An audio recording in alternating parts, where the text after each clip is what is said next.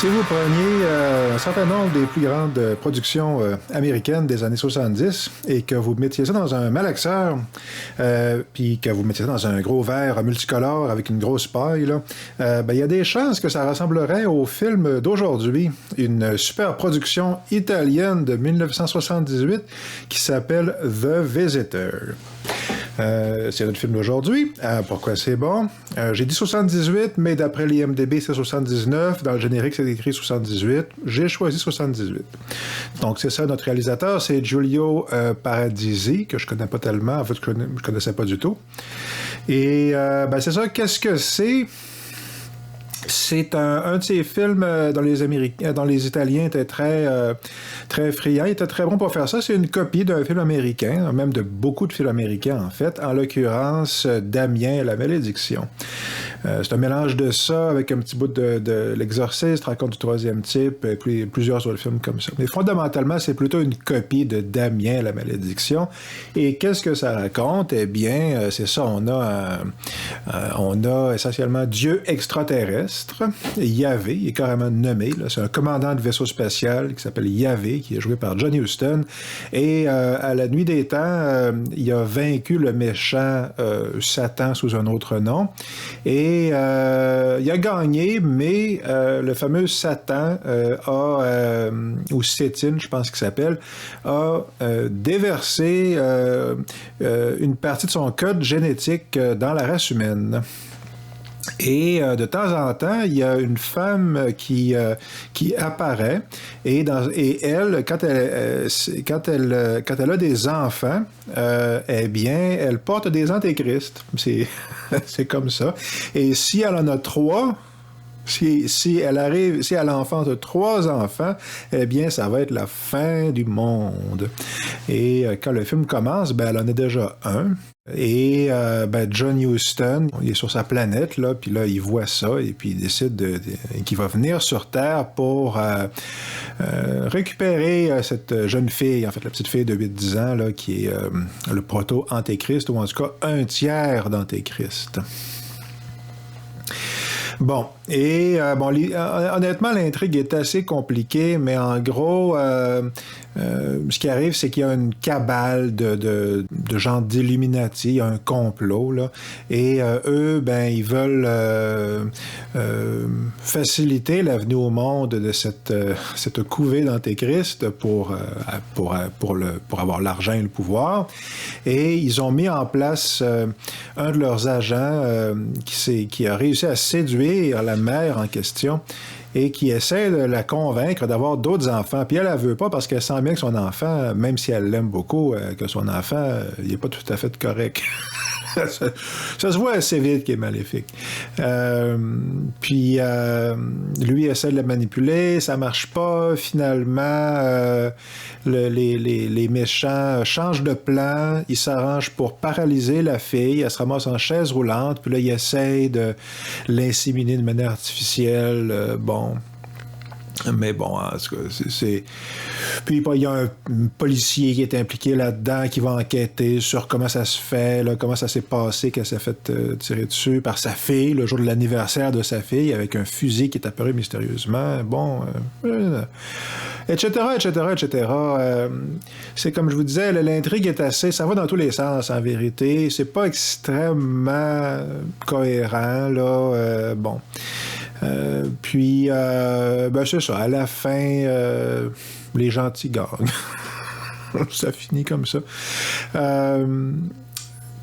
Puis voilà. Est-ce que c'est bon? Pas tellement, mais il y a une couple d'affaires qui sont pas pires. Il y en a 3, moi, que j'ai noté en particulier, là. La première, c'est qu'il y a 2 ou 3 séquences qui sont vraiment bonnes, en fait. Je pense à la fin en particulier. Quand je dis vraiment bonne, c'est comparable au film de Argento de La Belle Époque.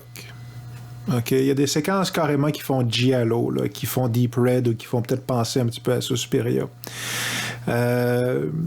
Puis c'est intéressant parce qu'il y a tellement d'éléments dans ce film-là qui sont des copies de films américains, copies de il y a des copies directes, là, comme je disais, donc de Rencontre du troisième type. C'est vraiment frappant quand on voit ça, c'est vraiment copié-collé. Là. Mais il y a aussi des hommages plus subtils, mais bien prononcés à The Birds, à Cat People là, de Jacques Tourneur, etc. Bon. Mais c'est ça, il y a des bouts qui témoignent d'un talent certain là, au niveau du suspense, puis de la mise en scène, puis qui sont extrêmement atmosphériques de cette manière qu'on ne rencontre vraiment que chez les Italiens. Puis qui est un mélange c'est super beau. Le suspense est vraiment efficace, puis c'est très cruel. C'est un peu la différence, comme par exemple quand on regarde Il était une fois dans l'Ouest ou beaucoup des westerns italiens. Il y a vraiment il y a beaucoup de cruauté dans ces films-là. Puis des fois, bon, c'est un peu gratuit, mais quand c'est intégré dans une œuvre plus... Quand il y a le même niveau, comme je disais, de cruauté dans une œuvre qui a pas rien que ça dedans, ben honnêtement, je suis tenté de faire le rapprochement avec mes fameuses tragédies grecques, là. Donc, entre The Visitor puis Eschyle, il y a quand même une assez bonne marge, là, mais c'est permis dans le grand art là, d'avoir des passages extrêmement cruels. Puis... c'est le cas ici. Je veux dire, là, il y a une séquence, c'est ça, où est-ce que la mère est assommée, puis là, sa fille la traîne dans les escaliers, puis la tête de la mère accote, là, boum, boum, boum, elle cogne les marches d'escalier à chaque fois que la fille la traîne, là, ça fait pow, pow, pow.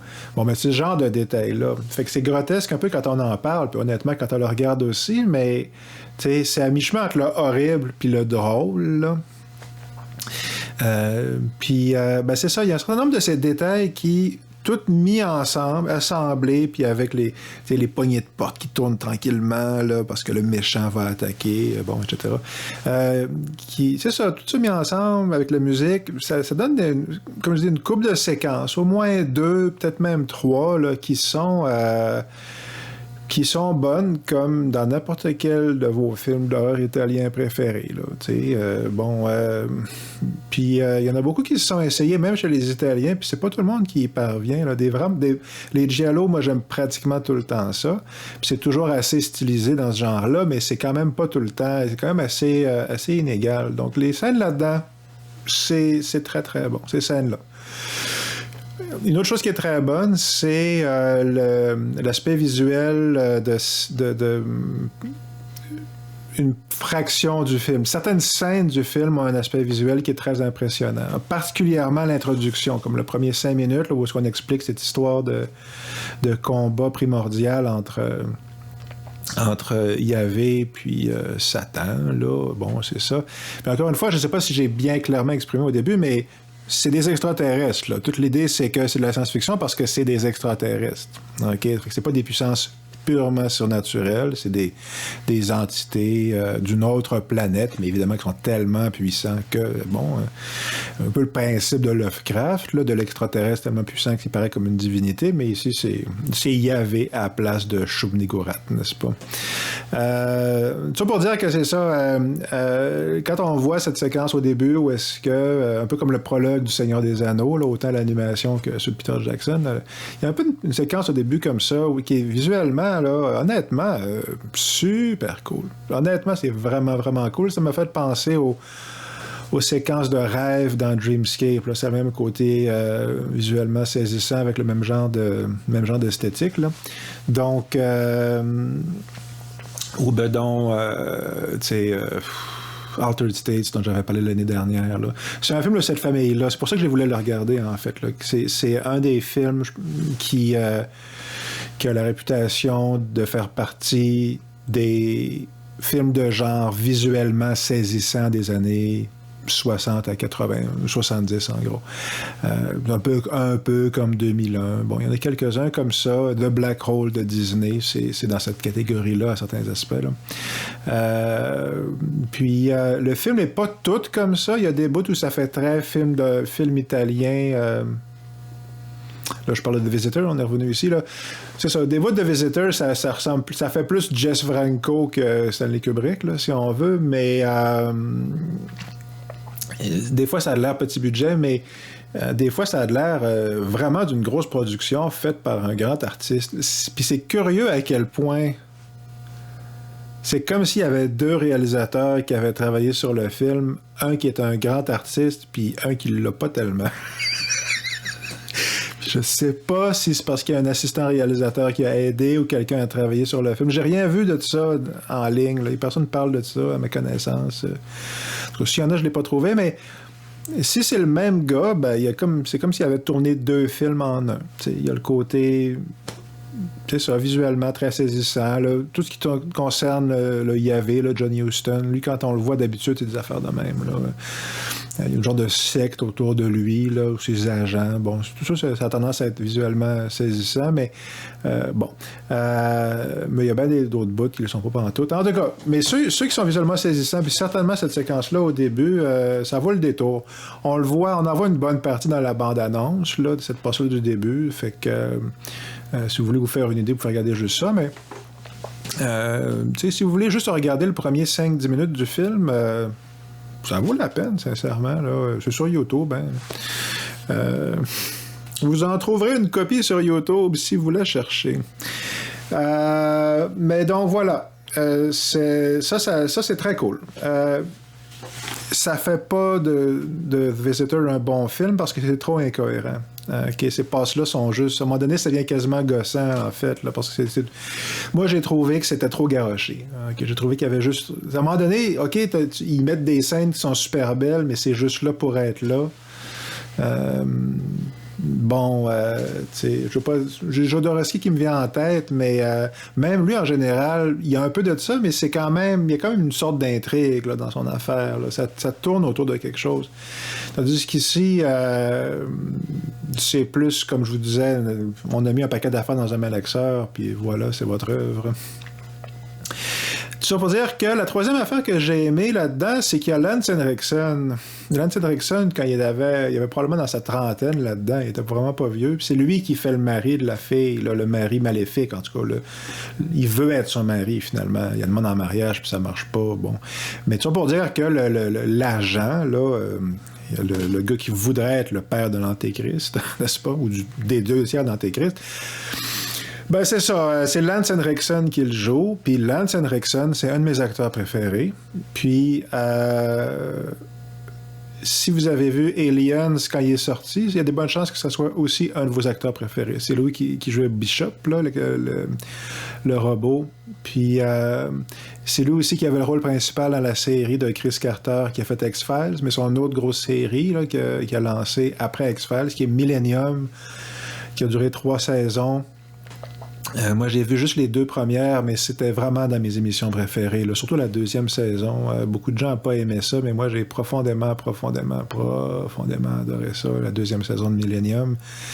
Puis, lui jouait un gars qui chasse après les tueurs en série, des gens de pouvoir psychique. Là. Puis bon, mais il était hallucinant là-dedans. Lance Henriksen, c'est le genre de gars qui fait 4-5 films par année, si c'est pas plus. Là.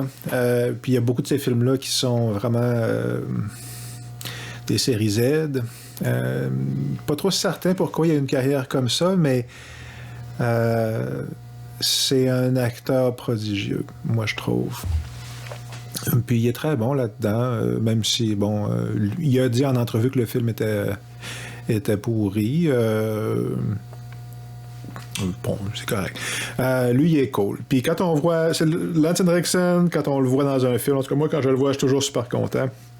Puis là-dedans, on le voit beaucoup au début, un tout petit peu à la fin. C'est cool. C'est cool de le voir. Il fait un méchant. Bon. Fait que, c'est ça. Comme je disais, c'est un mélange d'un paquet de films. C'est ça, il y a l'Exorciste, bon, etc.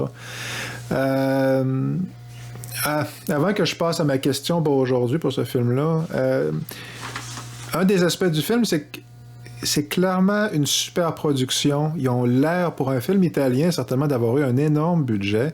Puis comme beaucoup de films des années 70, les films de catastrophe là, en particulier, il y a beaucoup d'acteurs.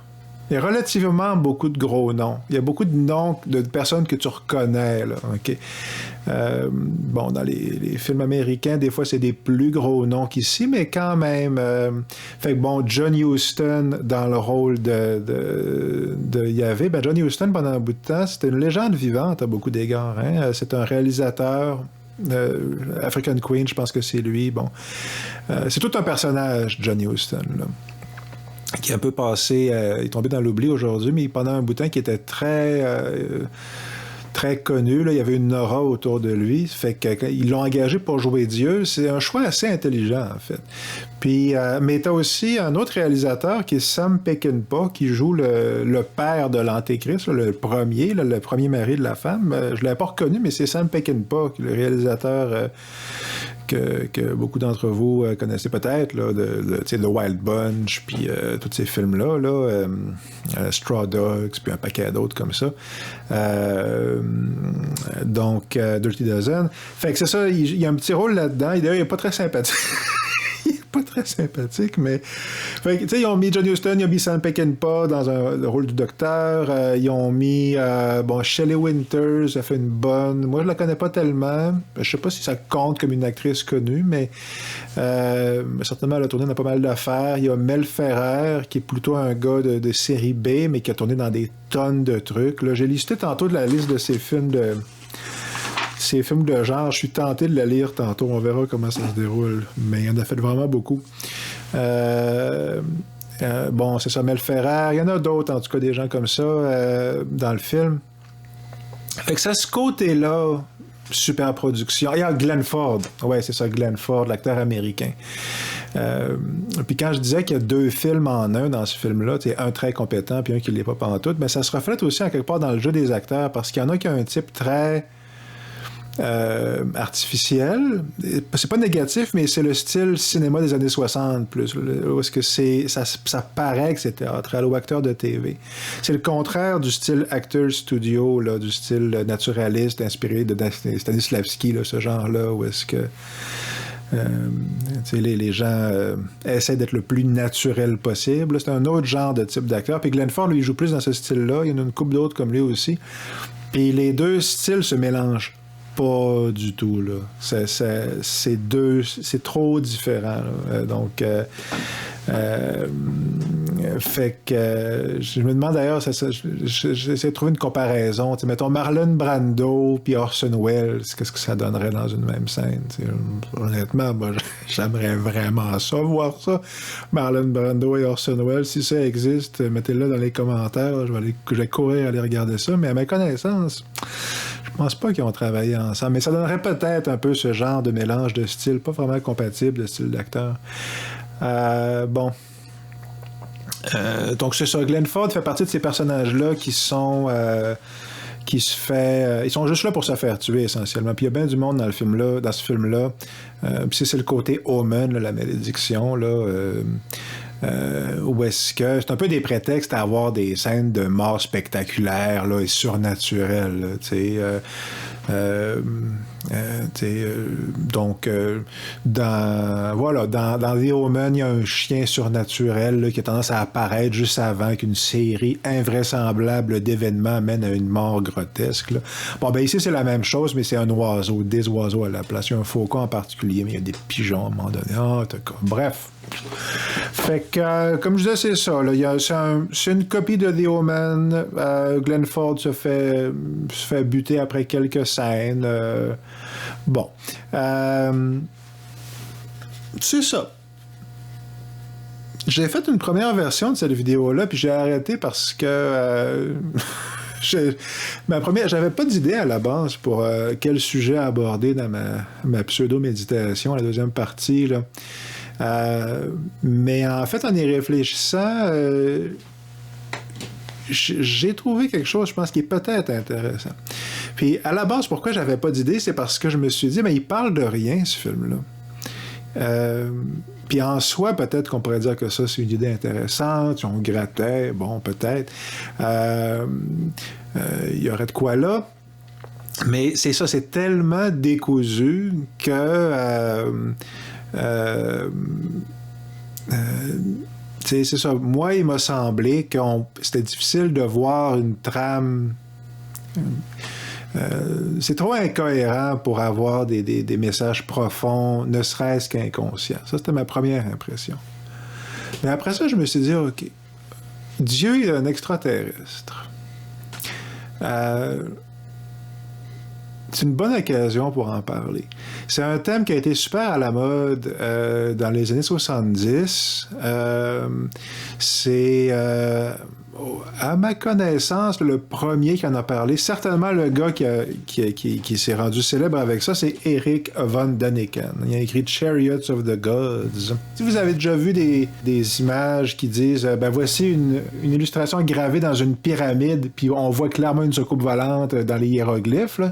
Ce genre de commentaires-là ou de photos-là, puis c'est une stèle sumérienne, puis ouais, ça a l'air d'une sorte de soucoupe volante, c'est vrai, bon. Ben, le gars qui a fait ça en premier, c'est Erich von Däniken. En tout cas, le gars qui s'est vraiment fait connaître à faire ça, c'est Erich von Däniken. Puis ça a beaucoup pogné, ça. Par exemple, Battlestar Galactica, la série des années 70. Ben, quand on regarde Battlestar Galactica, tout le monde a des noms grecs à peu près. Tu sais, Athéna, puis bon, pas Starbuck, là, manifestement, mais Apollo, je pense qu'il y en a d'autres aussi. Mais en tout cas, pas tout le monde a des noms grecs, mais il y en a plusieurs qui en ont, tu sais. Fait que, puis leur casque ressemble à quelque chose d'égyptien. Il ressemble un peu au sphinx, là. Puis il y a des éléments comme ça qui sont placés de manière clairement délibérée, qui font référence à la mythologie grecque, mythologie égyptienne. Puis, toutes les principales planètes là, de la colonie, la civilisation humaine dans Galactica, là, qui se fait attaquer et détruire par les Cylons, puis après ça, il s'enfuit. Ben, c'est ça, dans Galactica, ces planètes-là portent le nom d'une constellation, d'un signe astrologique. Hein? Puis d'ailleurs, c'est intéressant parce que je pense qu'il y a une référence au judaïsme là-dedans, parce que c'est comme des tribus, là, plus ou moins. Il y a la notion d'exil, tu sais. Je me rappelle pas si ils se donnent le nom de tribu dans Galactica. Mais c'est pour dire que dans Galactica, il y a toute cette idée-là que ça vient, qu'ils ont pris des bouts de l'Ancien Testament, des bouts de mythologie grecque, des bouts de mythologie égyptienne, ils ont tout mélangé ça ensemble, puis ils ont mis ça dans leur truc de science-fiction, puis le message implicite, c'est oui, ce sont nos frères lointains, puis c'est notre culture, puis nous n'en avons qu'un pâle reflet, aucune vague impression qui nous a été retransmise à travers notre mythologie et nos textes religieux, n'est-ce pas? Donc c'est une variante du thème Dieu est un extraterrestre, puis c'est quelque chose qu'on voit assez fréquemment là, dans la culture. Bon, c'est passé plus ou moins de mode, mais ça revient périodiquement. Puis là, j'ai pensé à Prometheus dans les films plus récents, là, où les dieux ne sont pas nommés de manière explicite, là, mais la prémisse, c'est carrément un dieu d'un extraterrestre. Là. La vie sur Terre a été créée par les gens de gros monstres, là, les gens de gros humanoïdes, bon. Bref, si vous cherchez, vous allez en trouver d'autres exemples, sans difficulté à mon avis. Mais la question que je me suis dit après ça, bon, c'est OK, pourquoi ça a pogné autant que ça? Puis je prétends pas y répondre aujourd'hui, je suis pas certain qu'on peut y répondre. Mais je me suis dit que ça pouvait être amusant de soulever quelques hypothèses. Le fait que ça a autant pogné dans la culture, que ça soit retrouvé, comme je dis, dans Galactica, etc., que ça soit devenu une mode essentiellement, ben ça nous dit que ça a résonné dans la population. T'sais, autrement, ça n'aurait juste pas pogné. Je pense que, d'après moi, ça, c'est une indication assez claire que ça a parlé à quelque chose dans la psyché collective, on va dire au moins, à tout le moins occidentale. Mais à quoi est-ce que ça a parlé? Ben, il y a la première possibilité qui m'est venue en tête, c'est que quand on enlève une histoire collective, on a eu une histoire, l'histoire religieuse collective en Occident, OK. Je vais formuler ma question différente parce que il est certain qu'avant le 19e siècle, la religion et ou la croyance en une figure surnaturelle était prédominante dans la manière dont les êtres humains en Occident concevaient le monde. OK? Puis j'inclus pas l'Orient là-dedans juste parce que je connais pas assez la culture orientale pour me prononcer. Là. OK? Mais bon. Mais certainement en Occident, je soupçonne que c'est pas si différent que ça. Mais bon, restons juste sur l'Occident. C'est plus prudent, là. En termes, bon. Ben, c'est ça. Pendant des millénaires, certainement pendant les 2 premiers millénaires du 20e siècle, ben, les gens avaient un rapport à la réalité qui était basé sur la croyance en des entités surnaturelles. Okay, des divinités, bon, puis t'as les versions païennes, chamaniques de tout ça, t'as beaucoup de versions différentes de panthéisme ou de polythéisme, etc. Puis évidemment, t'as les fameux monothéismes, là, dont le christianisme, qui évidemment a essayé de se faire passer comme étant la seule religion des 2000 dernières années, mais c'est pas vrai. Même en Occident, même en France, là, c'est pas vrai du tout. Là. Du tout. Bon, on a de 1500, à partir de 1500-1600, c'est de plus en plus vrai, là, parce qu'ils réussissent vraiment à éclairer de plus en plus ces affaires-là, mais ça subsiste beaucoup plus longtemps qu'on pense, là. Mais le fait est que, c'est ça, à un moment donné, il y a la fameuse Révolution française qui arrive, la Révolution scientifique, tous ces changements-là de mentalité, puis il y a le fameux, bon, t'as Nietzsche qui débarque, puis qui dit, c'est ça, Dieu est mort, etc. Bon, ben, ce qu'il veut dire par là, je ne l'ai pas encore lu, hein, Zarathustra, où est-ce qu'il dit ça, c'est sur ma liste, j'aimerais ça le lire cette année, honnêtement. Mais je crois comprendre que ce à quoi il fait référence, c'est que, c'est ça, la croyance collective en Dieu, c'était suffisamment estompé pour que ça se sente dans la population en général que c'était plus un tissu, c'était plus le ciment là, du tissu social, si vous me permettez de mélanger mes métaphores. Bon, pourquoi est-ce que je me parle de ça ici? C'est parce que si tu as quelque chose qui a structuré ta pensée collective pendant des millénaires, puis que ça disparaît, ben, une raison peut-être pour laquelle les trucs comme Dieu est un extraterrestre à pogné, c'est parce que ça laisse un vide, puis que ce vide-là, il a besoin d'être rempli. Puis, une des questions qu'on peut se poser, c'est ça. Pourquoi ça laisse un vide? Bon. J'ai l'impression, moi, que quand on remplace des croyances comme ça, c'est beaucoup plus, j'oserais dire, traumatique que ce qu'on pense, en fait, que ça laisse un vide beaucoup plus lancinant là, que ce qu'on veut bien se faire croire, même à nous-mêmes, au quotidien. Là, t'sais. Puis, moi, j'ai l'impression que c'est ça... Une hypothèse peut-être, c'est que, ouais, Dieu est un extraterrestre, c'est une histoire intéressante parce que ça te permet... Tu peux plus croire à la version surnaturelle de la vie parce que la croyance collective maintenant est basée sur la science, hein, sur le matérialisme, tout ça. Puis, ou au moins sur une version mythologisée de la science, OK?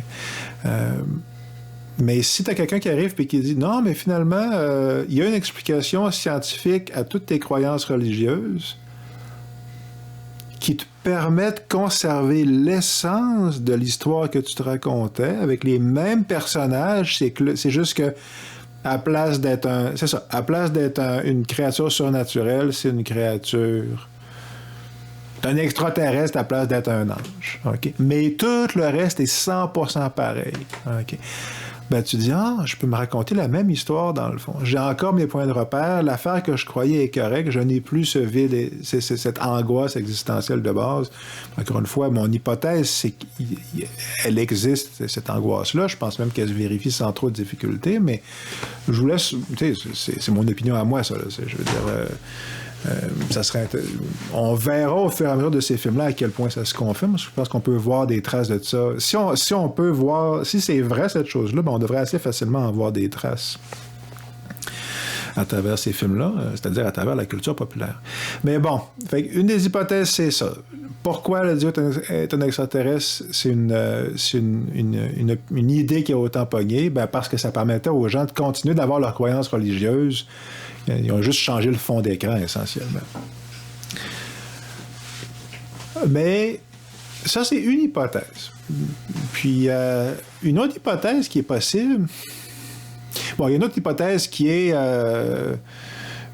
pour faire extrêmement grossier, une autre hypothèse qui serait plus proche de l'hypothèse matérialiste ou marxiste qu'on peut entendre dans les conversations des fois, qui est, ben c'est juste parce que ces gens-là sont ignorants ou n'ont pas assez de connaissances. C'est le genre de fois qu'on entend, et puis ils sont niaiseux, essentiellement. Ils veulent croire à ça. Ça fait que, par superstition, essentiellement, ils se rattachent à leur vieille croyance parce qu'ils n'ont pas encore le courage d'accepter là, le fatalisme athéiste ou quelque chose, tu sais, athée, là, peu importe. Là, demandez à vos amis matérialistes athées de vous expliquer, puis ils vont le diront. Ils vous traiteront bien de niaiseux tant que vous voudrez, là. Ils seront heureux de s'exécuter si vous leur demandez, à mon avis. Non, je ne devrais pas dire ça, mais voilà, moi j'ai eu des conversations comme ça. Vous en avez peut-être déjà eu aussi. Puis, bon, ça se peut, hein. Je veux dire, moi, je ne le crois pas du tout. Je pense même que c'est pas vrai, là. Je pense, bon, mais... si on n'a jamais eu aucune expérience spirituelle de quelque sorte que ce soit, ou si on est vraiment, si on tient vraiment farouchement pour différentes raisons à maintenir en place c'est ça, à maintenir la ligne que la mort est finale, le matérialisme là, athée traditionnel, là, ben on peut, si on veut. Ça fait partie de la trame narrative de dire que toute croyance en une créature surnaturelle est fausse et mal avisée. Donc ça se peut. Moi, je ne crois pas, je pense pas que c'est vrai. Mais c'est une opinion qui existe, c'est une hypothèse possible. Puis la troisième et dernière que je vais mentionner pour aujourd'hui, puis ça va être la conclusion de ce point-là, ben... Puis c'est celui que je pense qui est le plus intéressant, c'est que moi, je crois, j'ai l'impression que souvent, on a des intuitions par rapport à ce qu'on est supposé faire dans notre vie ou ce genre d'affaires-là, ou par rapport à l'existence, peu importe. Puis, on a un sentiment, on a une sensation, on a une intuition, puis on cherche comment la mettre en application. On cherche comment l'appliquer ou comment l'expliquer. Puis, si tout ce qu'on a pour l'exprimer, c'est des concepts maladroits ou des concepts grossiers ou des concepts religieux, en l'occurrence, dans le cas d'une sorte d'intuition là, de nature, on va dire, spirituelle ou quelque chose comme ça, ben si c'est tout ce qu'on a pour mettre en langage ou mettre en forme notre intuition, c'est ces affaires-là, ben c'est ça qu'on va utiliser. Puis, parce qu'on utilise ces formes-là, ça va influencer la manière qu'on comprend notre intuition. Mais elle peut en être, en vérité, tellement éloignée que le rapport est extrêmement distant avec qu'est-ce que notre âme intérieure, ou appelez ça comme vous voudrez, notre daimon, ou je sais pas vous voulez, notre moi véritable, ou peu importe, notre intuition, qu'est-ce qu'elle voulait nous permet d'exprimer, qu'est-ce qu'elle voulait exprimer, essentiellement. Je vais donner un exemple, okay? Je vais donner un exemple plus concret, là. Puis je vais revenir à ça. Bon, moi, je fais de la musique, puis j'ai fait des films, je suis un gars littéraire, j'écris des histoires, puis tout ça. Ça fait que moi, j'ai ce qu'on appelle le tempérament artistique. Puis, à peu près, il y a beaucoup de monde qui l'a, là. Il y en a plus que ce que les... Il n'y a pas juste les gens qui s'identifient comme artistes qui ont le tempérament artistique. Puis ça fait partie un peu de ce que je suis en train de dire. moi, j'ai toujours su que je voulais écrire des chansons ou des romans ou faire des films. Ça a changé. Ça dépend des périodes, ce à quoi je m'accroche le plus, mais j'ai toujours eu ça.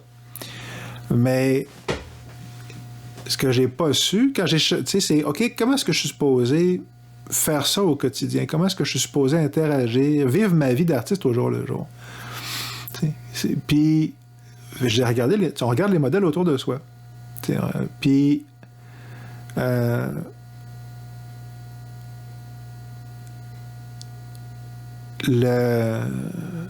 l'a teinté la vie que j'ai eue, certainement jusqu'ici. OK.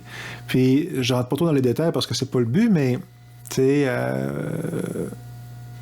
pendant un bout de temps, par exemple, il y a beaucoup d'artistes, moi, ça n'a pas été mon cas, mais il y a beaucoup d'artistes qui prenaient de l'héroïne. OK. Ben, pourquoi? OK.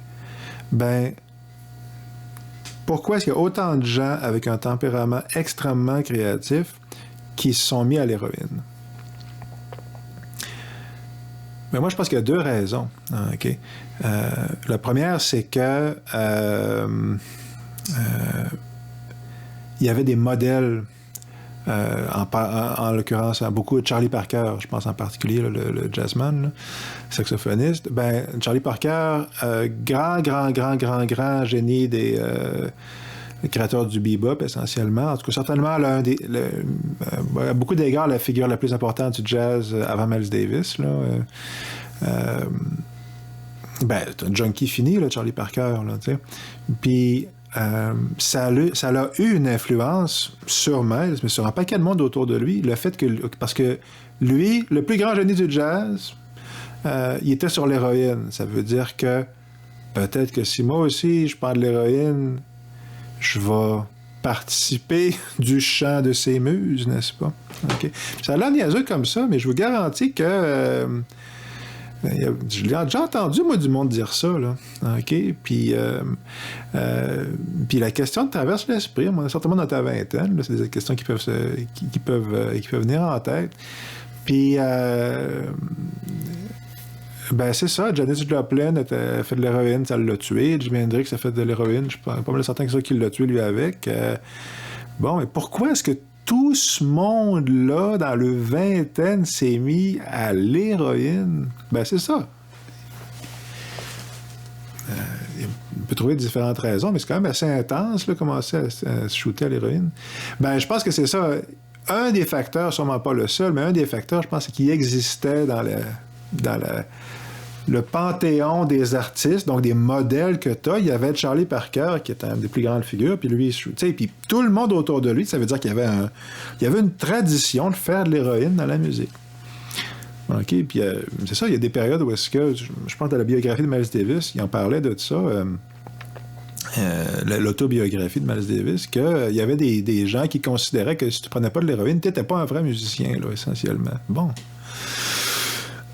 Puis un autre facteur qui a pu jouer, puis là je vais ramener ça à mon affaire de religion, là, c'est que il y a l'idée quand tu es artiste qu'il faut que tu souffres. OK? Puis il faut que tu aies une vie torturée. Là, OK? Puis c'est vrai que c'est pas toujours évident, là, parce que on est super sensible, puis on est plus perceptif. L'interaction avec le monde est pas toujours évidente, honnêtement, mais il y a une partie de ça aussi qui est le modèle. Encore une fois, c'est ça. Tu es un être humain dans le monde, tu cherches des modèles pour te retrouver, pour savoir quel genre, qu'est-ce que d'autres ont fait avec ces genres d'impulsions-là ou de désirs-là, je pense, de création avec ce genre de sensibilité-là. Puis il y en a plein, 19e siècle, 20e siècle, qui ont eu des vies tragiques ou des affaires, Baudelaire ou Edgar Allan Poe, ce genre de figures-là. Le héros romantique, là, très Sturm und Drang. Il y a une partie de toi qui se dit, OK, je vais essayer de faire ça. Puis je mentionne tout ça parce que, je dis, OK, si eux autres ont fait ça, ça doit être ça qu'on est supposé faire. OK? Puis je mentionne ça parce que l'intuition, ici dans l'exemple, l'intuition, c'est le désir artistique. Okay. L'intuition, c'est je vais créer de la musique ou de la peinture ou peu importe. Mais comment est-ce que tu la mets dans le monde? Ben, tu regardes, tu cherches comment faire. Puis les modèles que tu trouves, c'est OK, bon, il y a ça, il y a ça. Mais ils sont clairement pourris, là, se shooter à l'héroïne puis avoir une vie, une vie super dure. C'est pas. Il y a mieux que ça, là. Il y a moyen d'avoir une vie d'artiste sans ça. Puis en fait, si tu vas lire, par exemple. Bon, je ne l'ai pas lu au complet, mais la biographie de Cellini ou Léonard de Vinci ou même Mozart, il est mort jeune, mais il n'est pas mort tragique, il a pas eu une pneumonie ou je ne sais pas trop quoi, mais il a une vie correcte, Mozart, là. Haydn a une vie très correcte, là. C'est Jean-Sébastien Bach, bon, il y a eu des travers plates, là, il y a beaucoup d'enfants qui sont décédés, mais il se faisait pas chier, Bach, là, il avait une job, une job de musicien, mais c'est ça, fait que c'est pas... bon... Il y avait d'autres manières de vivre cette intuition-là. Fait que je fais le rapprochement ici, je vais finir là-dessus, parce que... c'est ça. OK, est-ce que l'intuition religieuse correspond-elle à quelque chose qui est véritable dans l'existence humaine? OK. Est-ce qu'on a réellement une nature spirituelle qui cherche à s'exprimer à travers... à les symboles qu'elle trouve, par exemple la religion, mais qui pourrait s'exprimer de manière meilleure ou saine ou peu importe, ou différente. Bon, est-ce qu'on a vraiment cette nature-là ou c'est entièrement aliéné, comme le pensent les matérialistes? Bon. Puis, mon opinion ici, c'est... Bon, on s'en fout un peu. Mon opinion, c'est pas la question. Mon opinion, c'est qu'on a réellement une nature spirituelle profonde. Ça, c'est mon opinion. Mais aussi, je pense que la religion, c'est épouvantable. Moi, je pense que c'est pas des bonnes... Il y a des affaires que tu peux utiliser, mais je pense que ça... c'est un exemple de trame narrative qui a tendance presque inévitablement à être plus nuisible que productive, là, qui fait plus de tort que de bien, en général. Puis il n'y a pas beaucoup d'exceptions en termes de religion. Là. Okay. Mais bon, c'est ça. Je ne cherche pas à faire de polémique, mais voilà. Est-ce que cette présence-là du thème de Dieu est un extraterrestre reflète le fait que notre nature spirituelle profonde cherche à s'exprimer dans une culture matérialiste? Peut-être. Ou peut-être, comme le veulent certains, on est purement matérialiste puis on est dans les patates. C'est pas mon opinion, mais peut-être. Je vais juste mentionner pour finir sur The Visitor que j'ai trouvé ça amusant parce que il y a Jésus là-dedans. Puis l'épisode précédent, le film précédent dont j'avais parlé, c'était Red Planet Mars. Puis j'avais trouvé ça bien drôle parce que on avait un Jésus de l'espace là, qui envoyait des messages par radio. Ben ici, on le voit carrément, là. Puis c'est Franco Nero, un acteur extrêmement cool. Il n'y a aucune réplique, on y voit juste la face. Puis on le voit juste au début, puis on le voit juste à la fin. Dans le jardin d'Éden présumé, là, mais il ne donne pas le nom, mais clairement c'est inspiré par ça. Sur la planète du commandant Yahvé, ben son fils c'est Jésus. Puis c'est Franco Nero, puis il est dans l'espace. Puis c'est drôle. Puis Franco Nero, il est cool. Fait que c'est une autre affaire qui est cool dans le film. C'est Jésus de l'espace, puis c'est Franco Nero qui le joue. Voilà. Ma recommandation pour aujourd'hui, j'ai mentionné que ce film-là, c'était une copie italienne. Ils sont très, très, très forts là-dessus. Ils en ont fait des tonnes. Il y a des copies de Rambo, des copies de Mad Max. C'est souvent excellent, les copies italiennes de Mad Max. Moi, j'adore ça.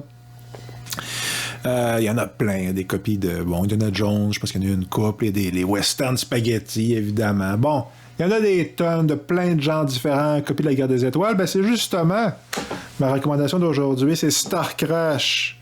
Star Crash, un de mes 10 films préférés à vie, là, je vous le dis tout de suite. C'est une copie italienne. C'est petit budget. À place de Luke Skywalker, c'est Caroline Munro. À la place de Dark Vador, c'est Joe Spinell. Il y a David Hasselhoff qui fait un genre de Han Solo. Il y a Christopher Plummer qui fait l'empereur de la galaxie. C'est quétaine, mais c'est bon en crise. OK? C'est bon. Star Crash, c'est bon. OK? Puis, c'est bon parce que c'est hyper créatif, c'est hyper imaginatif, c'est fait avec enthousiasme. Puis c'est ça, ça déborde de créativité. Puis c'est du monde qui se sont dit, OK, on n'a pas de budget, puis ce qu'on a pour faire des planètes, des ballons de basketball, ben ça va être ça. Puis ils le font. Puis c'est hyper années 70, disco quétaine, mais ça marche, OK? C'est un bon exemple de... C'est pas parce que t'as pas de budget puis que tu fais une copie que ça peut pas être bon au premier degré. OK? J'adore ce film-là de tout mon cœur. Donc, Star Crash, faites-vous plaisir puis regardez ça. Voilà. Et ceci dit, The Visitor de 1978. Pourquoi c'est bon? Parce qu'il y a une couple de séquences de suspense qui sont vraiment super cool.